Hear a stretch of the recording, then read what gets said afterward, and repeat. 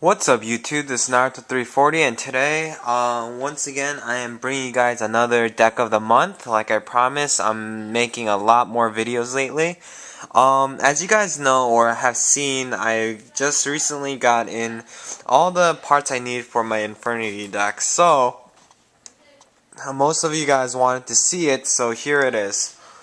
Just a quick rundown of the monsters and all that good stuff, and I'll get into greater detail in a bit.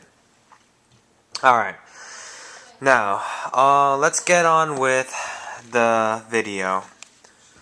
3 Infernity Archfiends. This is the heart of this deck. If you guys don't know how Infernity decks work, you need no hands. So, I would set a lot of cards, and that is one of the reasons why there's a lot of magic and trap cards, and very few monsters, because most of these monsters we can definitely recycle. Archfiend has a great ability where if he's the only card in your hand and you draw, first effect, when you draw him and you have no cards in your hand, you could just special summon him, and you can save your normal summon for some other time. The second part to his effect is when you special summon this card and you have no cards in your hand, you can add one Infernity from your deck to your hand. So you just saved your normal summon, and now you can normal summon any of these guys. And so he's pretty much the heart and soul of this deck. He's your main searcher, he is your main beater, he does pretty much everything. The next monster in our deck is Infernity Necromancer. Now he has an awesome ability as well. When he's normal summoned, he switched to defense mode. Now, as you guys can see, he's a 2000 defense monster, which is pretty good. There's not a lot besides Cybers and like the tribute monsters that can run over this guy. When he's normal summoned, and once per turn, you can special summon one Infernity monster from my grave. So usually I'll special summon him, and since I'm running an Infernity deck, I have no cards in hand, so the loop starts all over again. Well, I wouldn't really call it a loop, but yeah, the effects activate and I could feed off of it. The next one on our list is Infernity Mirage. He's a level 1, and his effect is pretty good. When I tribute this card out on the field, I could special summon up to two Infernity monsters from my graveyard. Usually it's gonna be Infernity Necromancer / Archfiend to get off their effects, draw cards, etc. Not draw cards, to get cards I need, such as Infernity Inferno, Barrier, any of the Infernity monsters, or Infernity Break. Any of those cards, pretty much. He can't be special summoned, but hell, I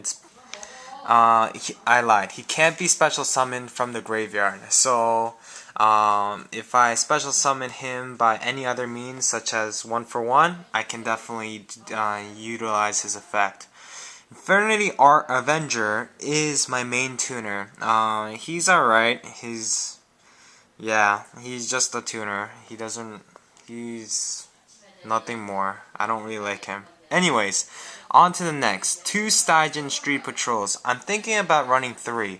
This card is too good not to run, especially since it's a 1600 beater, it's a dark, level 4, and when it's in your graveyard, you can remove it to special summon any fiend type monster that has 2000 or less attack. So Avenger, Mirage, Necromancer, or Archfiend, they're all acceptable to be brought back, and your chain of events start up again. Dark Grepher, he's another good card in this deck. I might take him out though. I might take Dark Grepher out for another Stygian or another Armageddon Knight, because usually I don't have another dark monster to ditch, and yeah, so it's not always a good idea to have him. Armageddon Knight, he's used to some Plague Spreader to the graveyard or any of my Infernity monsters, and he just opens up a lot of plays. Plague Spreader is Plague Spreader.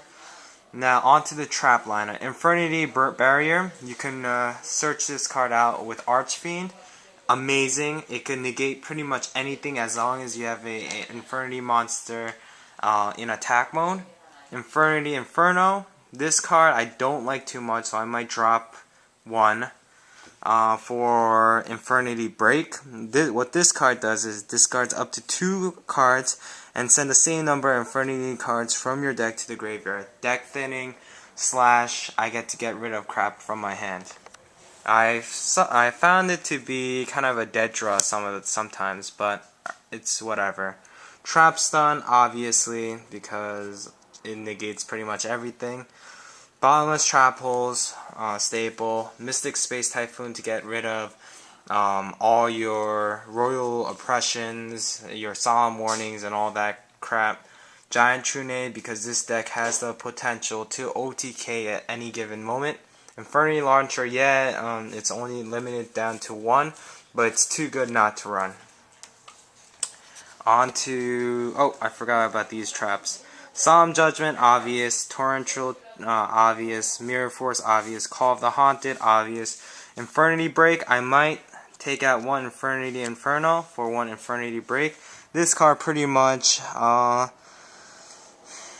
can select one Infernity card in your graveyard, remove it from play, and I can select one card the opponent controls and destroy it. Usually I'll have Infernity Mirages in my graveyard, which I can't even use anymore. So having that set up, I can activate this to get rid of big threats. Pretty good card. Now this card is a proxy.